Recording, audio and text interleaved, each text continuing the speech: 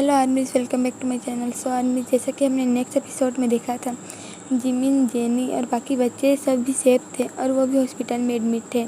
वही दूसरी तरफ यूंगी दिल टूटने की वजह से और जिमिन को खुद से दूर होते हुए देखकर वो एक बार में जाकर वहाँ उसने खूब ड्रिंक की थी और पूरा देवदास बना हुआ था। अब आगे वीडियो में आगे बढ़ने से पहले अगर आप मेरे चैनल पर नए हैं तो चैनल को सब्सक्राइब करके बेल आइकन को हिट कर दें, वीडियो को लाइक करें, कमेंट करके मुझे आपका फेवरेट पार्ट बताएं। अच्छा लगे तो अपने दोस्तों के साथ शेयर कर दें। चलिए आगे बढ़ते हैं। जिमिन जो अभी अपने रूम में था, यहाँ वो रेडी हो रहा था अपने मैरिज के लिए। हाँ, आज ही वो दिन था जब जिमिन की शादी एलेक्स से होने वाली थी। जिमिन ने खुद को मिरर में देखा, लेकिन वो बिल्कुल भी खुश नहीं लग रहा था, नहीं वो एक्साइटेड लग रहा था। वो बहुत डिप्रेस, दुबला पतला और उसका पूरा शरीर ही तेल दिख रहा था। जिमिन को समझ नहीं आ रहा था कि वो क्या करे। जिमिन खड़ा हुआ और उसने खुद के फेस को मिरर में देखा। उसकी आंखों में आंसू आ गए जब उसने वो रात याद की जब जिमिन को डिस्चार्ज मिला। उसके 2 दिन बाद जिमिन के लिए सब धीरे धीरे नॉर्मल होने लगा था। जिमिन ने बच्चों के लिए बॉडीगार्ड भी हायर कर लिया था। जेनी वाले हादसे से जैसे जिमिन एक ट्रॉमा में ही था। उसे डर लगता था कि कहीं भी बच्चों को अकेले भेजने में। हालांकि जंकू करते उनके साथ रहते थे, बट बॉडीगार्ड रहने से जिमिन का भी भरोसा बना रहता। इसीलिए जंकू करते ने भी कुछ नहीं कहा और कहीं भी बच्चे जाते तो उसके साथ बॉडीगार्ड रहता। हालांकि ते और जंकू बच्चों को बारी बारी से स्कूल छोड़कर लाया करते थे। जिमिन ने बच्चों का स्कूल भी चेंज कर लिया था। जेनी वाले हादसे के बाद वो स्कूल पूरी तरह से बंद होने की कगार पे आ गया था। इसीलिए जिमिन और बाकी सब ने अपने बच्चों के एडमिशन कहीं और करा दिया था, जस्ट बिकॉज उस स्कूल की सिक्योरिटी ठीक नहीं थी। वरना इतने बड़े स्कूल होकर जहाँ आइडल्स के बच्चे पढ़ते हैं, बड़े बड़े डॉक्टर्स, बिजनेसमैन के बच्चे पढ़ते हैं, वहाँ किसी बच्चे का किडनैप होना आम बात नहीं थी। स्कूल को तो बंद होना ही था। हालांकि जिमिन को बुरा लगा कि स्कूल बंद हो गया, लेकिन उसमें भी जिमिन की कोई गलती नहीं थी। जिस हादसे से जेनी और वो गुजरे थे वो जिमिन के लिए बहुत बुरा था। इसीलिए वो अभी कोई दोबारा चांस नहीं लेना चाहता था। जिमिन की लाइफ धीरे धीरे नॉर्मल होती जा रही थी, लेकिन जिमिन ने नोटिस किया कि सुगा अब उसके आसपास नहीं रहता। क्या ये एलेक्स की वजह से? जिमिन ने यही सोचा, लेकिन जिमिन कुछ कर नहीं सकता था। हाँ, ये एलेक्स की वजह से ही हो सकता है, जिमिन ने सोचा। लेकिन उसने अपनी लाइफ फिर से स्टार्ट करने की कोशिश की, लेकिन अभी भी उसके हाथ में फ्रैक्चर था, तो वो कोई भी काम अभी ठीक से नहीं कर सकता था। और असल में जिमिन यूंगी को इसलिए नहीं देख पा रहा था बिकॉज बिग हिट का जो डॉक्टर था वो वापस आ चुका था। तो जिमिन अब हॉस्पिटल जाया करता था, बट अभी वो हॉस्पिटल में ऑपरेशन अटेंड नहीं कर रहा था। वो बस पेशेंट चेक करता था, उनकी बीमारियां बताता था और दवाई उन्हें दे देता था। लेकिन जिमिन को तो डॉक्टर ने इसलिए भी मना किया था कि वो अभी काम मत कर, लेकिन जिमिन है वो खुद नहीं सुनता था। बाकी सबकी भी लाइफ अब धीरे धीरे चलने लगी थी। जंकुक और ते के बीच में भी सब ठीक हो गया था। ते ने आखिरी में हिम्मत करके सबको बता ही दिया कि उसके साथ इन पिछले साल क्या हुआ था और वो क्यों इन लोगों को ऐसे अचानक छोड़ कर चला गया था। ते ने अपने बचपन से स्टार्ट किया। ते एक वीक हार्ट के साथ पैदा हुआ था। उसका दिल बहुत कमज़ोर था, लेकिन ते में जीने की आस थी, इसीलिए वो कैसे भी करके हिम्मत बटोर के जीने लगा। लेकिन प्रॉब्लम तब हुई जब सभी दोस्त और ते मिलकर एक बार हाइकिंग के लिए गए थे और ते वहाँ बेहोश हो गया था। तो बाकी सभी उसके दोस्तों ने ते को उसके घर छोड़ दिया। लेकिन जब डॉक्टर से चेक कराया तब उन्हें पता चला कि ते के हार्ट में छेद है और उसे हार्ट सर्जरी की बहुत ज़रूरत है। ये सुनकर ते तो अंदर से टूट ही गया था। ते के पेरेंट्स भी टूट गए थे। उनका तहयोंग एक लौटा बेटा था और उन्होंने तहयोंग के बाद कोई भी चाइल्ड लेने के बारे में सोचा नहीं था। ते ने अपने डैड से और अपने मॉम से रिक्वेस्ट की कि वो इस बारे में अपने दोस्तों को कभी मत बताएं, और अपने इकलौते बेटे की बात सुनकर वो भी मना नहीं कर पाए। और ते इंजेक्शन्स, दवाइयाँ, मेडिसिन इन सब के सहारे ही अब जिंदा रहने लगा। लेकिन वो ज़्यादा दिन तक ज़िंदा नहीं रह सकता था। उसे हार्ट सर्जरी करवानी ही पड़ती और आखिर में वो दिन भी आ गया जब ते को अपने दोस्तों को छोड़कर जाना पड़ा, उसे अपने लव को छोड़कर जाना पड़ा। ते कभी नहीं चाहता था कि वो अपने लव से दूर हो, लेकिन ते की हालत ही इस तरह थी। उसे पता था जंगकुक उससे बहुत प्यार करता है। अगर ते जंगकुक को छोड़ देगा तो जंगकुक हो सकता है ते से नफरत करना स्टार्ट कर दे। लेकिन अगर जंगकुक को पता चला कि ते को हार्ट डिसीज़ है तो वो तो अंदर से ही मर जाता। अगर ते को कुछ हो जाता, ते ने बस यही सोचकर अपने दोस्तों और यहाँ तक कि जंगकुक को भी नहीं बताया।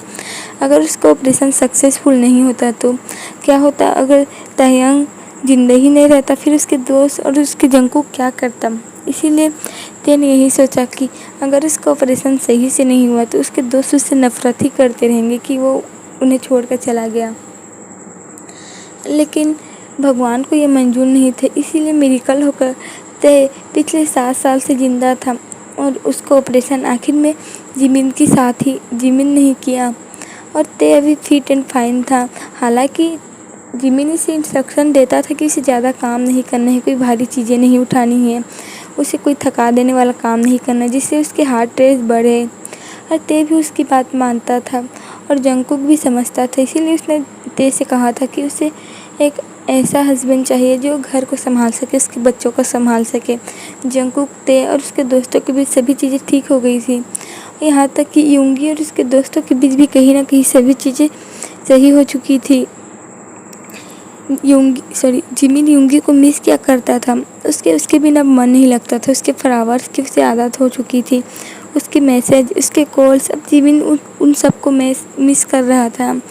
और वही दूसरी तरफ यूंगी का बुरा हाल था। उससे कुछ भी काम नहीं हो रहा था। वो किसी भी चीज़ में कंसंट्रेट नहीं कर पा रहा था, ना उसकी रियल लाइफ में, ना उसकी बिजनेस लाइफ में। वो अभी तक कोई भी गाना नहीं लिख पाया था। उसका मैनेजर उस पर प्रेशर डाल रहा था कि उसे कोई ना कोई सॉन्ग लॉन्च करना ही पड़ेगा, लेकिन सुगा चाहता तभी उसके पास टाइम था।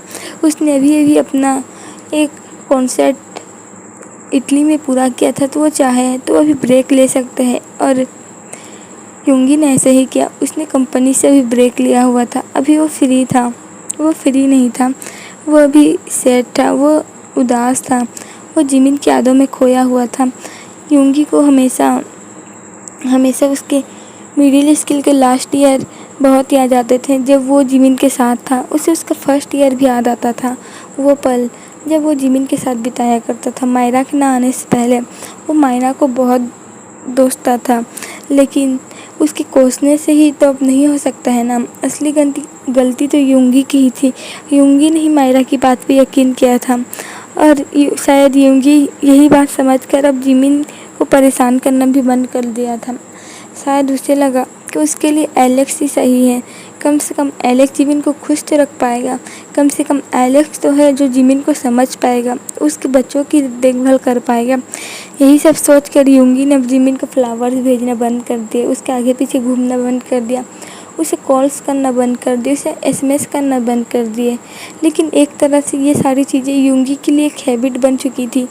यूंगी हमेशा रात में यही बोल के सोता था कि अगले दिन वो जिमिन को फ्लावर्स नहीं भेजेगा, लेकिन वो फिर डाइनिंग टेबल में फ्लावर वाले को कॉल करता ही मिलता था और आखिरी में फ्लावर वाले को सॉरी बोलकर कॉल कट कर देता था। ये यूंगी के लिए आसान नहीं था, ये वही जिमिन के लिए भी बिल्कुल आसान नहीं था।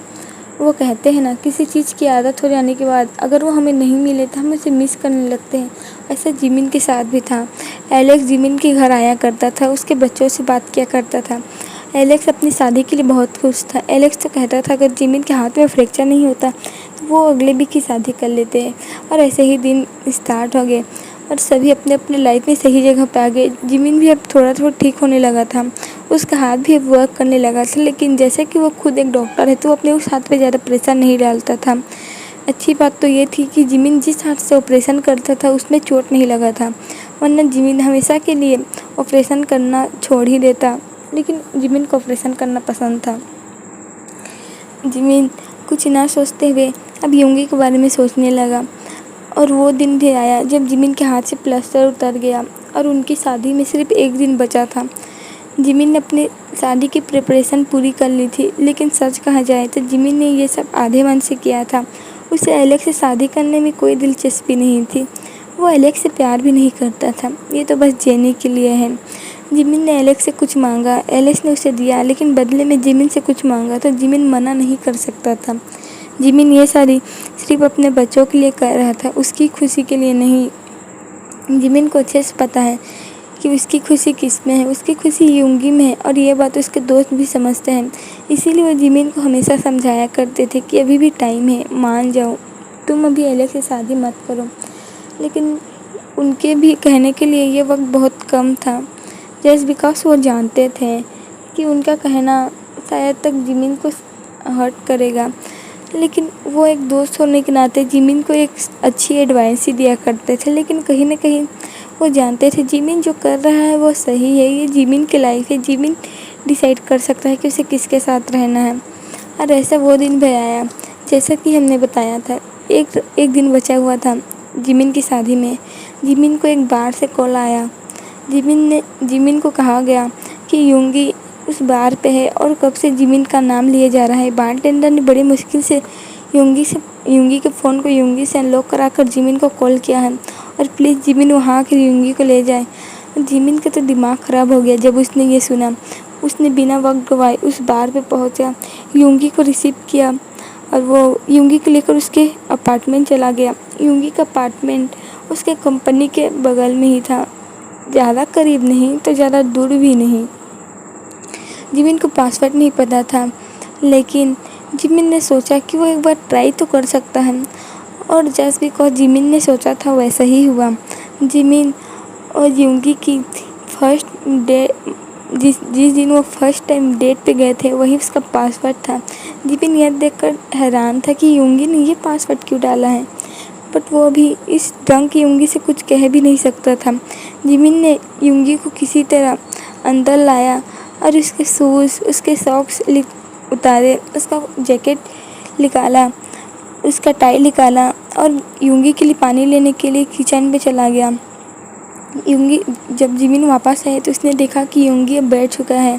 जिमिन ने उसे पानी दिया, यूंगी भी अच्छे बच्चे की तरह उसने वो पानी पी लिया। अब कैसा फील हो रहा है? जिमिन ने कहा।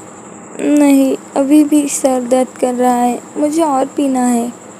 यूंगी ने कहा, नहीं तुम बहुत पी चुके, अब सो जाओ। जिमिन ने कहा, क्यों?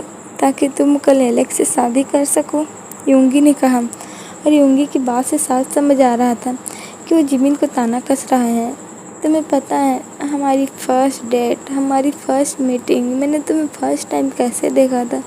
जब तुम्हें पता है मैंने तुम्हें फर्स्ट टाइम देखा था, तुम एक एंजल की तरह लग रहे थे उस किटी के साथ खेलते हुए। उस वक्त मुझे तुम्हारा नाम भी नहीं पता था, यूंगी ने कहना स्टार्ट किया। जिमिन ने यह बातें यूंगी के मुँह से कभी नहीं सुनी थी।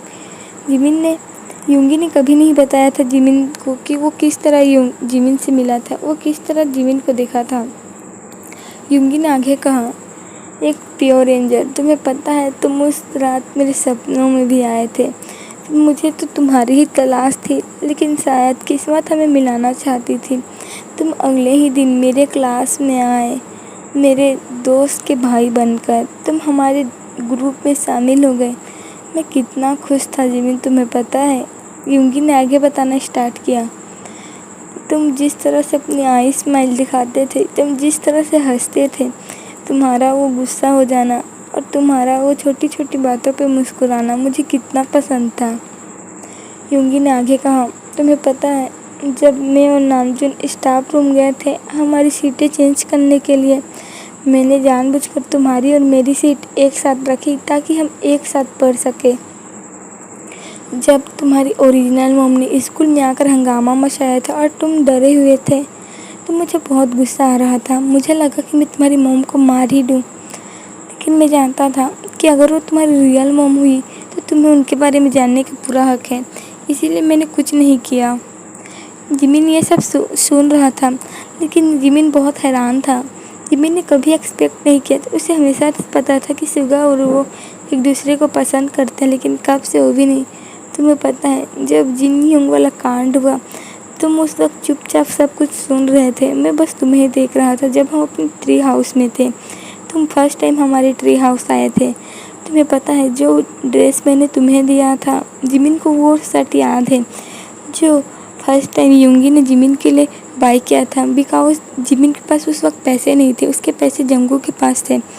जंगू करते मूवी देखने चले गए थे, इसीलिए यूंगी ने अपने पॉकेट मनी के पैसे बचाकर जिमिन के लिए वो ड्रेस खरीदा था। वो ड्रेस मेरा फर्स्ट टाइम था कि मैंने किसी के लिए अपने पॉकेट मनी खर्च करके दिया है। तुम्हें पता है जब हम जिन के यहाँ रुके थे हमारी फर्स्ट किस हुई थी जिमिन, तुम्हें पता है? यूंगी ने कहा। जिमिन को ये बात याद थी लेकिन वो सोच रहा था कि यूंगी की ये बात याद नहीं होगी। हम धीरे धीरे क्लोज आने लगे। तुम्हें पता है? यूंगी ने कहा। फिर तुम्हारी मॉम आई, तुम्हारी मॉम ने तुम्हें किडनैप किया। तब उस वक्त मुझे पता चला कि मैं तुमसे कितना प्यार करता हूँ। जब तुम किडनैप हो गए थे, जब जंकूक रोते हुए हमारे पास आया था कि तुम मिल नहीं रहे हो, उस वक्त मुझे लगा था कि किसी ने मेरे जान को ही मुझसे दूर कर लिया है।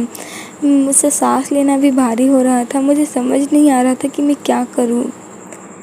यूंगी ने आगे कहा, जब मुझे तुम मिले उस बर्न फैक्ट्री में तो मेरे दिल को करार आया। मुझे लगा कि मेरी जान वापस मुझ में लौट आई है, लेकिन फिर तुम और मैं उस जंगल में गुम हो गए। मैं सच कहूँ तो वो एक अच्छी हमारे लिए रोमांटिक नाइट से कम नहीं थी, एक क्वालिटी टाइम स्पेंड करने का। मुझे पता है हम उस वक्त डेंजर में थे, लेकिन मैं अपने आप को ये सोचने से नहीं रोक पाया कि हम दोनों एक साथ एक क्वालिटी टाइम स्पेंड कर रहे हैं। काश ये वक्त यही रुक जाए। तुम्हें पता है हमने उस ओल्ड मैन के घर में भी किस किया था? जंगकुक ने कहा। तुम्हें हमारा कछुआ याद है जिमिन? जिस दिन तुम हमारे घर रुके थे मैं प्रे कर रहा था कि वो भी बस यहाँ से चला जाए। मैंने उसे डराने की भी कोशिश की लेकिन वो ढीठ था। वो तुम्हारे और मेरे बीच रुक गया। मुझे उसके ऊपर बहुत गुस्सा आया था, यूंगी ने कहा। फिर उसके बाद यूनवू आ गया बीच में। तुम डिप्रेस रहने लगे। मैं उस वक्त यूनवू की जगह मैं वहाँ होना चाहता था। मैं तुम्हें मोटिवेट करना चाहता था, लेकिन शायद कुछ चीज़ें दूसरों के मुंह से ही अच्छी लगती हैं। शायद मैं तुम्हें उस तरह से मोटिवेट नहीं कर पाता, यूंगी ने कहा। हम लोग कितने साथ में अच्छे फ्रेंड्स थे ना, यूंगी ने कहा और वो थोड़ा सा हंसा। तुम्हें वो दिन याद है जब मैंने तुम्हें प्रपोज किया था? यूंगी ने कहा। और तुमने मुझे वो थिंग ला के दी थी, गिटार वाली। देखो, यूंगी ने अपने कॉलर ऊपर किया और अपने गले से एक ब्रेसलेट निकाला और असल में वो कोई नेकलेस नहीं था, वो तो जिमिन का दिया हुआ थिंग्स था जिससे गिटार प्ले किया जाता है। तुम्हें पता है इसे मैंने हमेशा अपने पास संभाल के रखा है। जब भी मुझे तुम्हारी याद आती थी मैं बस इसे ही टच करता था। फिर हम धीरे धीरे रिलेशनशिप में आगे बढ़ते गए। हम किस करते थे। उस वक्त मुझे लगता था काश ये पल यही रुक जाए। जब हम डेट पे जाते थे मुझे बहुत स्पेशल फील होता था। जब तुम हमें पढ़ाई के लिए मोटिवेट करते थे तब मुझे लगता था कि तुमसे अच्छा कोई नहीं है। और जब हम कॉलेज में गए, मुझे अच्छे से पता है कॉलेज की हमारी यादें उतनी अच्छी नहीं हैं, लेकिन फिर भी कॉलेज में जब भी कोई तुम्हारी ओर देखता था मुझे बहुत गुस्सा आता था और मेरा बस चलता तो मैं सभी कॉलेज के लड़के और लड़कियों को तुमसे दूर रखता। बट उस वक्त हालात शायद मेरे फेवर में नहीं थे, इसीलिए मुझे मायरा मिल गई और उसने मेरा ब्रेन वॉश करना स्टार्ट कर दिया। मुझे पता है ये सुनने में बहुत बचकाना लगता है कि एक लड़की ने मेरा ब्रेन वॉश कर दिया, बट उस वक्त हालात ऐसे नहीं थे। तुम लोग हमेशा बोलते हो कि मैं टैलेंटेड हूँ, बट मुझे किसी की सिफारिश की ज़रूरत थी। उस वक्त मायरा ने मुझे कहा कि मैं टैलेंटेड हूँ और आजकल टैलेंटेड लोग बिना पैसे के कुछ नहीं कर सकते। लेकिन तुम लोगों ने मेरी मायरा की ये भी बात रॉन्ग कर दी। जब नामजून और जीन, काय और होबी को हमारी कंपनी में काम मिल गया, मैं उस दिन बहुत खुश था। मैं सेलिब्रेट करना चाहता था, बट हमारी लड़ाई की वजह से मैं सेलिब्रेट करने नहीं आ पाया। कहीं ना कहीं मेरा ईगो बीच में आता था, जिमिन, यूंगी ने कहा। और इस वक्त यूंगी और जिमिन दोनों की आंखों से आंसू बह रहे थे। जिमिन हमेशा समझता था कि यूंगी उससे प्यार करता है, लेकिन यूंगी उससे कितना प्यार करता है वो कभी नहीं समझ पाया था। जब मुझे पता चला था कि मेरी मॉम को कैंसर था और तुम्हें के बारे में पता था, उस वक्त मैं बहुत ज़्यादा गुस्से में था। तुम्हें पता है ना, गुस्से में अगर कोई तुम्हारा ब्रेन वॉश करना चाहे तो कितनी जल्दी ब्रेन वॉश हो सकता है। योंगी ने कहा, जब मैंने तुम्हें वो सब वक्त बोले थे, जब मैंने तुम्हें हर्ट किया था, तो तुमने कहा था कि तुम हमेशा के लिए यहाँ से चले जाओगे। पता नहीं क्यों वो सुनकर मेरा दिल इतनी ज़ोरों से धड़का, मेरे दिल के जैसे टुकड़े हो गए थे। योंगी ने कहना स्टार्ट किया, मैं क्या ही कर सकता। मैं बहुत गुस्से में था। कम से कम 1 महीने मुझे लगा कि तुम्हारे जाने से मुझे कोई फ़र्क नहीं पड़ेगा, बट ये बातें गलत निकली। तुम्हारे जाने से मुझे सबसे ज़्यादा फ़र्क पड़ा था जिमिन, योंगी ने कहा। मैंने अपने सोर्स लगाकर तुम्हें ढूंढने की कोशिश की। मैं तुम्हें हमेशा तुम्हारे नाम की ईमेल भेजा करता था, लेकिन तुमने अपना सब कुछ चेंज कर लिया था। मैंने तुम्हें उसमें माफ़िया भी मांगी थी, लेकिन कहीं ना कहीं मैं जानता था ये ईमेल तुम्हारे तक नहीं पहुंच रहा है। मैंने वो हर कोशिश की जिससे मैं तुम्हें ढूंढ सकता, मैं तुम्हें अपने पास फिर से ला सकता, मैं तुम्हें फिर से अपना बना सकता। और आखिर में तुम मुझे 5 साल बाद मिल ही गए उस इटली में।